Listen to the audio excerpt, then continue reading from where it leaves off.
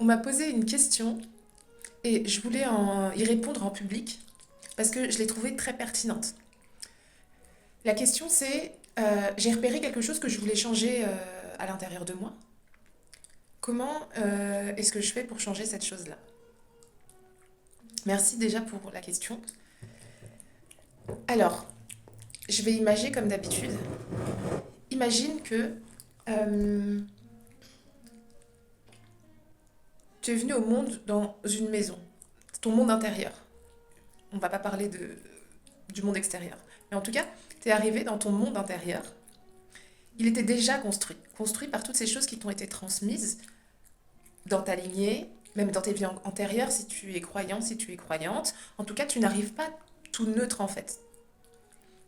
Donc, j'arrive dans cet espace qui est déjà construit et tout au long de ma vie, je vais entretenir cet espace-là.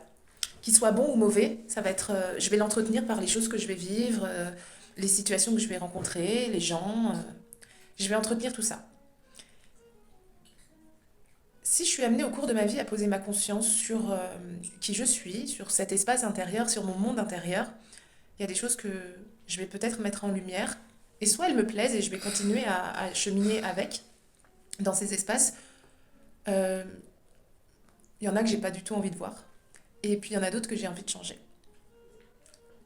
À partir du moment où je décide de changer une pièce, je veux refaire totalement ma cuisine intérieure, imaginons, eh ben, je peux avoir le réflexe, si je n'ai pas les bons outils, d'aller tout péter comme ça, hop.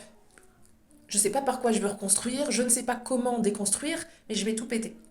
Qu'est-ce qui va se passer à l'intérieur de moi? C'est qu'en fait, j'y vais avec beaucoup de bienveillance, mais en fait, j'étais pas préparée à tout péter.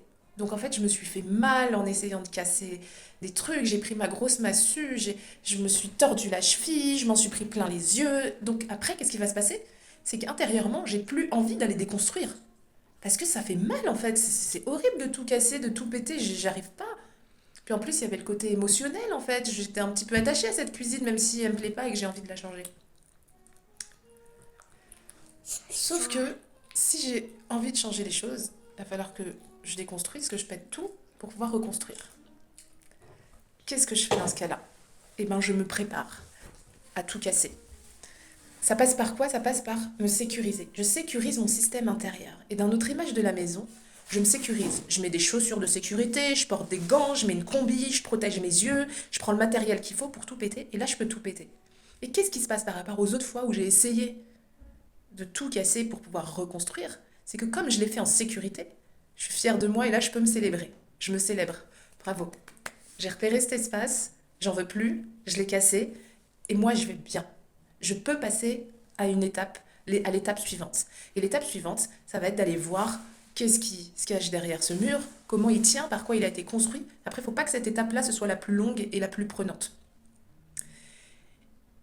Et ensuite, je vois par quoi je veux remplacer ma cuisine, en fait. Parce que je l'ai pété, c'est pas pour rester dans les gravats. Je l'ai pété, c'est pour pouvoir reconstruire à mon image cet espace intérieur. Et c'est là que j'interviens. Si tu as envie de déconstruire en toute sécurité et reconstruire euh, plus en accord avec toi, pour pouvoir cheminer en paix, en fait, dans ta vie, à être plus aligné, eh ben, c'est ça qu'il est important de faire. Tu vas déconstruire ton monde intérieur, donc il est important de le faire en sécurité. Et ensuite, tu vas reconstruire et il va falloir reconstruire de façon authentique. Pas être dans le mensonge, dans le faux, à tourner en rond, de dire ah oui, je veux cette cuisine, je la veux comme ça, mais en fait, est-ce que je vais avoir l'utilité parce que je cuisine jamais ou alors je cuisine beaucoup? Est-ce qu'il faut que je me mette une petite gazinière qui paye pas de mine? Voilà,